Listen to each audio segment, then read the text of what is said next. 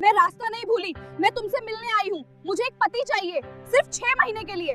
देखिए, अगर ये कोई शहरी मजाक है तो आपको एक पति नहीं, एक मोहरा चाहिए। आपको लगा कि गांव का गरीब किसान है, कुछ पैसे दिखाऊंगी तो पीछे पीछे शहर चला आएगा। जब एक अरबपति लड़की अपनी कंपनी बचाने के लिए एक मासूम किसान को मोहरा बनाकर शादी का जाल बिछाती है, तो उसे लगता है कि जीत उसकी हुई। उसे लगा था कि दौलत की चमक दिखाकर वो इस गरीब लड़के को आसानी से फंसा लेगी। पर उसे ये अंदाजा नहीं था कि जिस जाल में वो उस गरीब लड़के को फंसा रही थी, वही जाल उसकी अपनी जिंदगी का सबसे बड़ा और खूबसूरत मोड़ बन जाएगा। दोस्तों, रूहों को झकझोर देने वाली इस कहानी की पूरी सच्चाई जानने के लिए वीडियो को अंत तक जरूर देखें। हरियाणा के सदकपुर गांव में जब सूरज अपनी पहली किरण बिखेरता है, तो ऐसा लगता है मानो कुदरत ने धरती पर सोने की चादर बिछा दी हो। सुबह के लगभग 5 बजे थे। ठंडी हवाओं में गीली मिट्टी की सौंधी महक और सरसों के खेतों की ताजगी घुली हुई थी। ईशान, जो 27 साल का एक लंबा मजबूत कद काठी और गहरी आंखों वाला नौजवान है, अपने पुराने कुएं के पास खड़ा था। उसने अपने चेहरे पर ठंडे पानी के छींटे मारे, जिसकी बूंदें उसकी धूप में तपी हुई मांसपेशियों से होते हुए जमीन पर गिर रही थीं। ईशान ने कृषि विज्ञान एग्रीकल्चर साइंस में डिग्री ली थी। उसके पास शहर के बड़े ऑफिस के एयर कंडीशन्ड केबिन में बैठने का मौका था, लेकिन उसने उस चमचमाती दुनिया के बजाय अपनी बूढ़ी माँ गायत्री देवी की सेवा और अपने पिता के अधूरे सपनों को चुना। उसने अपने पुराने ट्रैक्टर को स्टार्ट किया। ट्रैक्टर की डुक-डुक की आवाज गांव की खामोशी को चीर रही थी। ईशान ने अपने खेत की मिट्टी को मुट्ठी में भरा और उसकी नमी को महसूस किया। उसके पिता एक बड़े कर्ज के नीचे दबकर चल बसे थे, और ईशान ने दिन रात एक करके हर एक रुपया जोड़कर उस जमीन को आजाद कराया था। उसके लिए ये जमीन सिर्फ मिट्टी नहीं, उसके बाप की पगड़ी की इज्जत थी। दोपहर की धूप थोड़ी तेज हो चुकी थी। गांव की धूल भरी सड़कों पर बच्चे भाग रहे थे और पीपल के पेड़ के नीचे बुजुर्ग बैठे हुक्का पी रहे थे। अचानक गांव के मोड़ पर एक चमचमाती काली लग्जरी एसयूवी दिखाई दी। गांव के लोग दंग रह गए। ऐसी महंगी गाड़ी वहां पहले कभी नहीं देखी गई थी। गाड़ी के गुजरते ही धूम का एक गुबार पीछे छूट जाता, जो गांव की सादगी और शहर की रईसी के बीच के अंतर को साफ दिखा रहा था। गाड़ी की पिछली सीट पर काव्या बैठी थी। उसके चेहरे पर बड़े बड़े डिजाइनर चश्मे थे, लेकिन उनके पीछे छुपी आंखों में एक गहरा सन्नाटा और थकान थी। काव्या, जो मल्होत्रा ग्रुप की मालकिन थी, आज एक ऐसी जंग लड़ रही थी जिसमें उसके अपने ही उसके दुश्मन थे। उसने बचपन से सिर्फ सौदे देखे थे, चाहे वो उसके माता पिता का तलाक हो या करोड़ों की बिजनेस डील्स। उसे लगता था कि हर इंसान की एक कीमत होती है और दुनिया में कुछ भी खरीदा जा सकता है। काव्या उसके पास पहुंची और थोड़ी हिचकिचाहट के साथ पूछा, क्या तुम ही ईशान हो? तुम ही ईशान हो? ईशान ने ट्रैक्टर के नीचे से निकलकर अपनी आंखें साफ की। उसके सामने एक ऐसी लड़की खड़ी थी जो इस धूल मिट्टी वाली जगह पर बिल्कुल मिसफिट लग रही थी। ईशान ने अपने पुराने गमछे से हाथ पोंछते हुए कहा, जी मैं ही हूं। आपको खेत का रास्ता भूल गया है या किसी ने गलत पता दे दिया? काव्या ने अपने चश्मे हटाए। उसकी आंखों में एक अजीब सी बेबसी थी। उसने सीधे ईशान की आंखों में देखा और कहा, मैं रास्ता नहीं भूली, मैं तुमसे मिलने आई हूं। मुझे एक पति चाहिए, सिर्फ 6 महीने के लिए। ईशान खामोश हो गया। उसे लगा शायद उसने गलत सुना है। वो थोड़ा मुस्कुराकर बोला, देखिए, अगर ये कोई शहरी मजाक है तो मेरे पास खेत में काम बहुत है। यहां हम फसलें उगाते हैं, नाटक नहीं करते। ये मजाक नहीं है। काव्या की आवाज में एक थरथराहट थी जिसे उसने छिपाने की कोशिश की। मैं काव्या मल्होत्रा हूं। मेरे चचेरे भाई इंद्रजीत की नजर मेरी जायदाद पर है। मेरे दादाजी की वसीयत के मुताबिक मुझे कल तक शादी करनी होगी, वरना मैं सब कुछ खो दूंगी। मुझे शहर का कोई रईस लड़का नहीं चाहिए, क्योंकि वो मेरी कंपनी में हिस्सेदारी मांगेगा या मुझे ब्लैकमेल करेगा। मुझे तुम जैसा कोई चाहिए जिसका कोई लालच ना हो। ईशान ने एक गहरी सांस ली और अपना ट्रैक्टर बंद कर दिया। तो आपको एक पति नहीं, एक मोहरा चाहिए। आपको लगा कि गांव का गरीब किसान है, कुछ पैसे दिखाऊंगी तो पीछे पीछे शहर चला आएगा। काव्या ने आगे बढ़कर भावुक होते हुए कहा, मैं तुम्हें इतने पैसे दूंगी कि तुम्हारे गांव की हर मुश्किल दूर हो जाएगी। तुम्हारे ऊपर जो कर्ज है या तुम्हारे खेत की जो जरूरतें हैं, वे सब एक पल में खत्म हो जाएंगी। बस 6 महीने का ड्रामा, फिर तुम आजाद, मैं आजाद। ईशान थोड़ा करीब आया। उसका कद काव्या से काफी ऊंचा था, लेकिन उसकी आवाज में एक स्थिरता थी। उसने गंभीर स्वर में कहा, काव्या जी, खेत में फसल उगाने में महीनों लगते हैं, लेकिन उसे काटने में सिर्फ एक दिन। आप एक रिश्ते को फसल की तरह नहीं, बल्कि बाजार की सब्जी की तरह खरीदने आई हैं।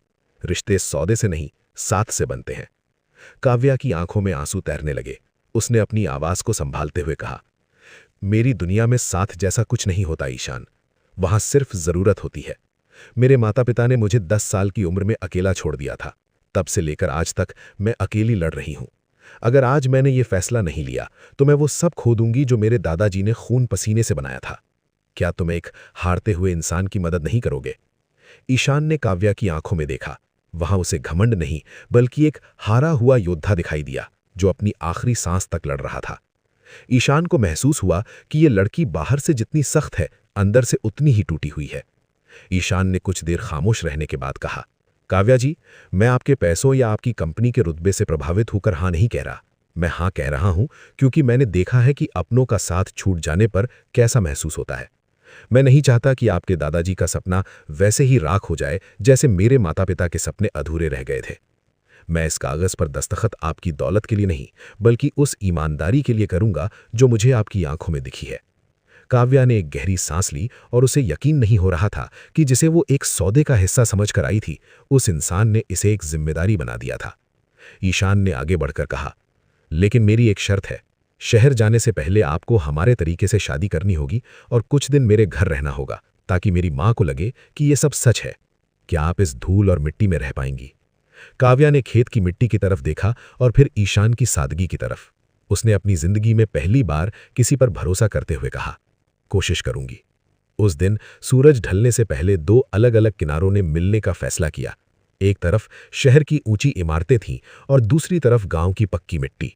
दोनों के बीच एक कागजी रिश्ता बनने जा रहा था, लेकिन उन्हें अंदाजा भी नहीं था कि यह सफर उनकी रूह को बदलने वाला था। काव्या ने अपना हाथ बढ़ाया और ईशान ने अपने मिट्टी से सने हाथ से उसे थाम लिया। यह सिर्फ एक सौदा नहीं था, यह एक अटूट प्रेम कहानी की पहली किस्त थी। शहर की तहसील कचहरी का वो कमरा उम्मीद से कहीं ज्यादा छोटा और धूल भरा था।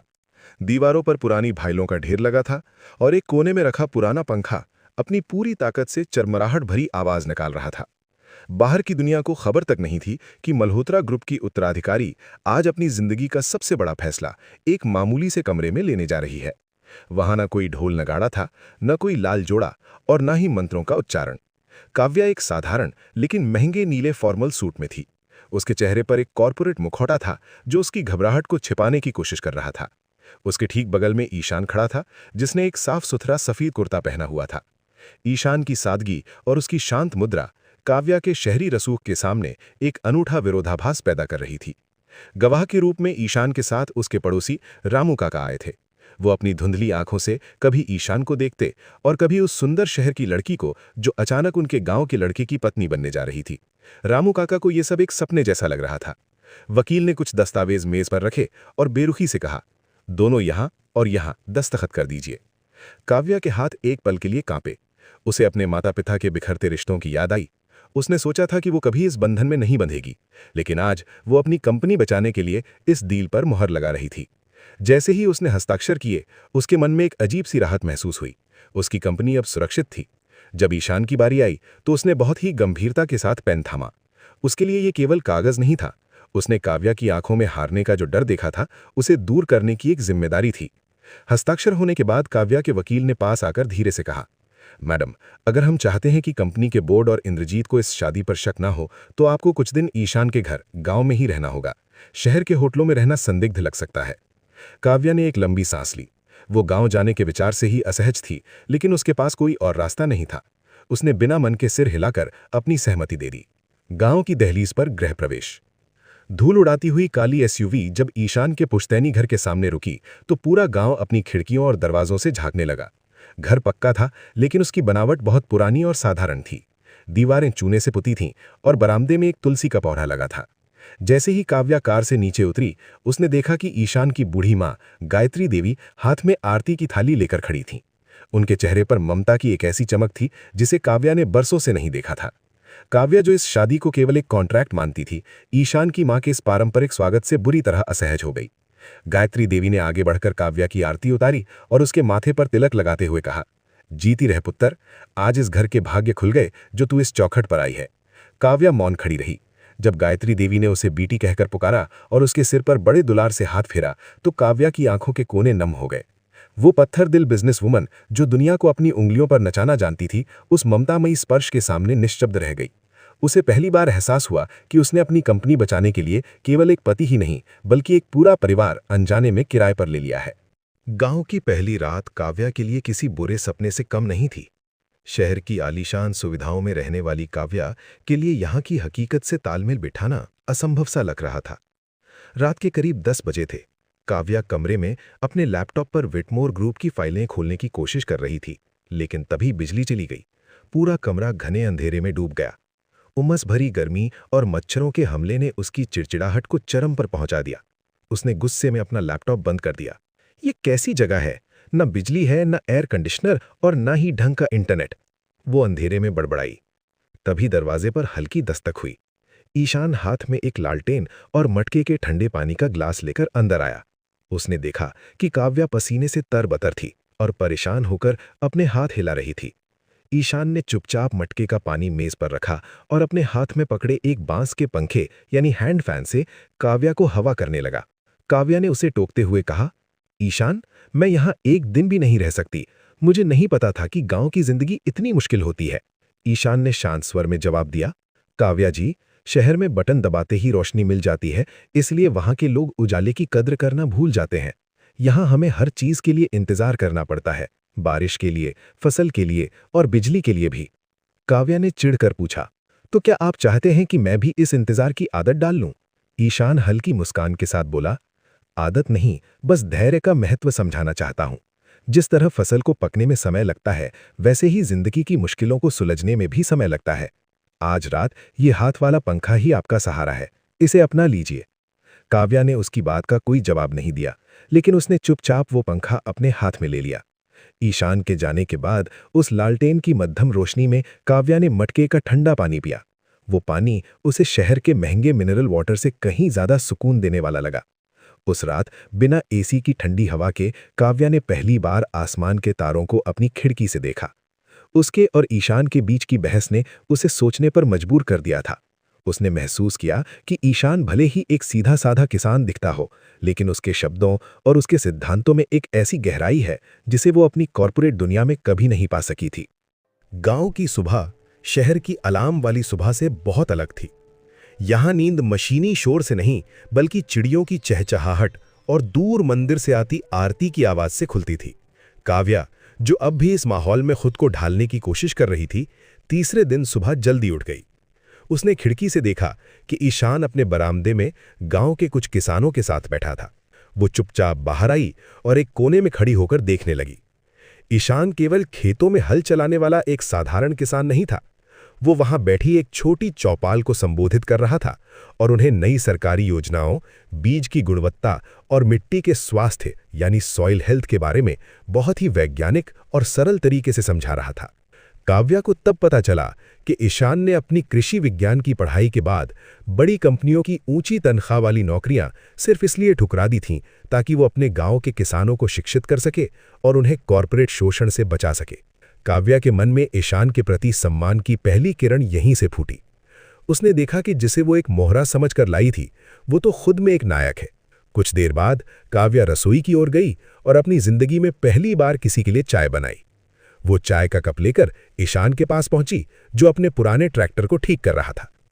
ईशान ने हैरान होकर उसे देखा और मुस्कुराते हुए चाय का कप ले लिया। उस सुबह ट्रैक्टर की छाया में बैठकर दोनों ने अपनी पिछली जिंदगी के पन्ने खोले। काव्या ने पहली बार किसी के सामने अपने माता पिता के तलाक के उस पुराने जख्म को साझा किया जिसने उसे रिश्तों से डरा दिया था। वहीं ईशान ने अपने माता पिता के साथ बिताए उन पलों की यादें सुनाई जो सादगी और प्रेम से भरी थीं। उनके बीच की वो बर्फीली दीवार अब धीरे धीरे पिघलने लगी थी और एक अनकही साझेदारी की शुरुआत हो रही थी। दोपहर होते होते गर्मी और उमस बढ़ गई। गांव में बिजली फिर से कट गई थी और काव्या पसीने से बेहाल होकर चिड़चिड़ी हो रही थी। वो कमरे में इधर उधर टहल रही थी, तभी ईशान की मां गायत्री देवी कमरे में आई। उन्होंने काव्या की बेचैनी देखी और बिना कुछ कहे उसे बिस्तर पर बैठाया। गायत्री देवी ने एक हाथ वाला पंखा लिया और धीरे धीरे काव्या को झलने लगी। उन्होंने अपने हाथ से उसे ताज़ा बना हुआ खाना खिलाया। काव्या की आंखें भर आईं। जिस मां के प्यार के लिए वो बचपन से तरसती रही थी, वो उसे आज इस अनजान घर में एक समझौते वाली शादी के जरिए मिल रहा था। उसे एहसास हुआ कि उसने अपनी कंपनी बचाने के चक्कर में वो परिवार पा लिया है जिसे वो पूरी दुनिया की दौलत से भी नहीं खरीद सकती थी। वो रात बहुत शांत थी, लेकिन ये शांति किसी आने वाले तूफान का संकेत थी। आधी रात के करीब अचानक गांव में शोर मचा। आग! आग! काव्या घबरा कर उठी और बाहर भागी। उसने देखा कि ईशान के अनाज के गोदाम से ऊंची लपटें उठ रही थीं। ये कोई दुर्घटना नहीं थी, बल्कि इंद्रजीत की एक सोची समझी चाल थी ताकि ईशान को आर्थिक रूप से तोड़ सके और उसे काव्या का साथ छोड़ने पर मजबूर कर दे। ईशान बदहवास होकर गोदाम की तरफ भागा। वहां रखे बीज और औजार उसकी साल भर की मेहनत और गांव के कई किसानों की उम्मीद थे। अपनी जान की परवाह किए बिना ईशान उन जलती हुई लपटों के बीच कूद पड़ा। काव्या का कलेजा मुंह को आ गया। वो बदहवास होकर चिल्लाई, ईशान, बाहर निकलो, जान से बढ़कर कुछ नहीं है। लेकिन ईशान उस आग से बीज के बोरे बाहर निकालने में लगा रहा। उस पल काव्या ने महसूस किया कि ईशान का त्याग और साहस कोई दिखावा नहीं था। वो वास्तव में दूसरों के लिए खुद को झोंकने वाला इंसान था। जब गांव वालों की मदद से आग बुझाई गई, तब तक ईशान काफी झुलस चुका था। काव्या ईशान को सहारा देकर घर के अंदर लाई। उसके हाथ कांप रहे थे और आंखों से लगातार आंसू बह रहे थे। उसने मरहम निकाला और रोते हुए ईशान के जख्मों पर लगाने लगी। काव्या ने सुबकते हुए कहा, यह सब मेरी वजह से हुआ है ईशान, मुझे यहां नहीं आना चाहिए था। मेरी वजह से तुम्हारा सब कुछ तबाह हो रहा है। ईशान ने अपना झुलसा हुआ हाथ काव्या के हाथ पर रखा और उसे शांत करते हुए कहा, काव्या, ये अब सिर्फ तुम्हारी लड़ाई नहीं है, ये हमारी है। हम इसे साथ मिलकर ठीक करेंगे। ये वो क्षण था जहां उनकी शादी का कॉन्ट्रैक्ट पीछे छूट गया और एक असली साझेदारी का जन्म हुआ। काव्या को अब समझ आ गया था कि वो अब अकेली नहीं है, और ईशान ने यह साबित कर दिया था कि वो उसके साम्राज्य की रक्षा के लिए किसी भी हद तक जा सकता है। गोदाम में लगी आग की राख अभी ठंडी भी नहीं हुई थी कि अगले ही दिन गांव के शांत माहौल में भारी तनाव फैल गया। इंद्रजीत, जो अब तक पर्दे के पीछे से चालें चल रहा था, खुद मैदान में उतर आया। उसने सोचा था कि आगजनी से ईशान डर जाएगा और काव्या टूट जाएगी, लेकिन उसे ये नहीं पता था कि इस हादसे ने उन दोनों को और करीब ला दिया है। दोपहर के समय जब ईशान अपने झुलसे हुए हाथों पर पट्टी बांधे खेतों की ओर देख रहा था, तभी 3 काली गाड़ियां धूल उड़ाती हुई उसके घर के सामने आकर रुकीं। इंद्रजीत अपने अंगरक्षकों और कुछ वकीलों के साथ बड़ी ठसक से नीचे उतरा।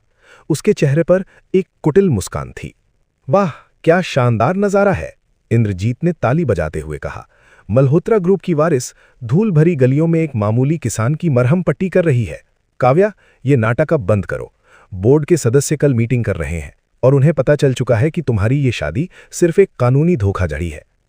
काव्या आगे बढ़ी।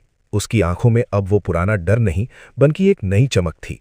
धोखाधड़ी तुम कर रहे हो भाई साहब, और रही बात बोर्ड की, तो उन्हें सच बताने के लिए मैं खुद आ रही हूं। इंद्रजीत ठहाका मारकर हंसा। सच? सच तो यह है कि यह किसान लड़ता सिर्फ चंद पैसों के लिए तुम्हारे साथ है। और सुनो ईशान, अगर तुम अभी इसी वक्त एक पेपर पर साइन कर दो कि यह शादी झूठी है, तो मैं तुम्हें इतना पैसा दूंगा कि तुम्हारी 7 पुश्तें बैठकर खाएंगी। ईशान धीरे धीरे इंद्रजीत के करीब आया। उसकी ऊंचाई और उसका व्यक्तित्व उस पल इंद्रजीत के महंगे सूट पर भारी पड़ रहा था। ईशान ने शांत लेकिन गंभीर स्वर में कहा, इंद्रजीत जी, आपने शहर की ऊंची इमारतों में बैठकर सिर्फ कीमत लगाना सीखा है, कदर करना नहीं। काव्या जी का साथ मेरे लिए कोई सौदा नहीं है, और रही बात पैसों की, तो मिट्टी से सोना उगाना हमें आता है, आपसे मांगने की जरूरत नहीं है। इंद्रजीत बौखला गया। उसने चिल्लाकर कहा, तुम लोग कल बोर्ड मीटिंग में कुछ साबित नहीं कर पाओगे। मेरे पास गवाह हैं कि तुमने शादी के लिए इसे मजबूर किया है। तभी ईशान ने अपनी जेब से एक पेन ड्राइव निकाली और उसे हवा में लहराते हुए कहा, गवाह तो हमारे पास भी हैं। कल रात जब आपके आदमी गोदाम में आग लगा रहे थे, तो वे भूल गए कि गांव के हर मोड़ पर हमने सुरक्षा के लिए सीसीटीवी नहीं, बल्कि इंसानी आंखें लगा रखी हैं। मेरे छोटे भाई राजेश ने उस रात का पूरा वीडियो रिकॉर्ड किया है, जिसमें आपके आदमी पेट्रोल छिड़कते साफ दिख रहे हैं। ईशान ने आगे बताया कि उसने राजेश, जो एक स्थानीय पत्रकार भी था, की मदद से इंद्रजीत के उन कॉल रिकॉर्ड्स को भी निकलवा लिया है, जिसमें वो गुंडों को फिरौती और आगजनी के निर्देश दे रहा था। ये सुनकर इंद्रजीत के चेहरे की हवाइयां उड़ गईं। अगले दिन शहर के मुख्य कार्यालय में बोर्ड मीटिंग बुलाई गई। इंद्रजीत को पूरा भरोसा था कि वो अपनी बातों से बोर्ड को गुमराह कर देगा, लेकिन जैसे ही मीटिंग शुरू हुई, काव्या और ईशान एक साथ अंदर दाखिल हुए। काव्या ने आत्मविश्वास के साथ प्रोजेक्टर पर वो वीडियो चलाया जिसमें इंद्रजीत के आदमी ईशान के खेतों को नुकसान पहुंचा रहे थे। उसने बोर्ड के सामने सारे सबूत रख दिए। काव्या ने कड़क आवाज में कहा, बोर्ड के सम्मानित सदस्यों, ये व्यक्ति न केवल कंपनी के मूल्यों के खिलाफ काम कर रहा है, बल्कि इसने एक निर्दोष परिवार की जान लेने की कोशिश भी की है। ईशान ने बोर्ड को संबोधित करते हुए कहा, मैं भले ही एक किसान हूं, लेकिन मैं जानता हूं कि व्यापार भरोसे पर चलता है। जो इंसान अपने परिवार का नहीं हो सका, वो आपकी कंपनी का क्या होगा? बोर्ड के सदस्य ईशान की बुद्धिमानी और काव्या के साहस से बेहद प्रभावित हुए।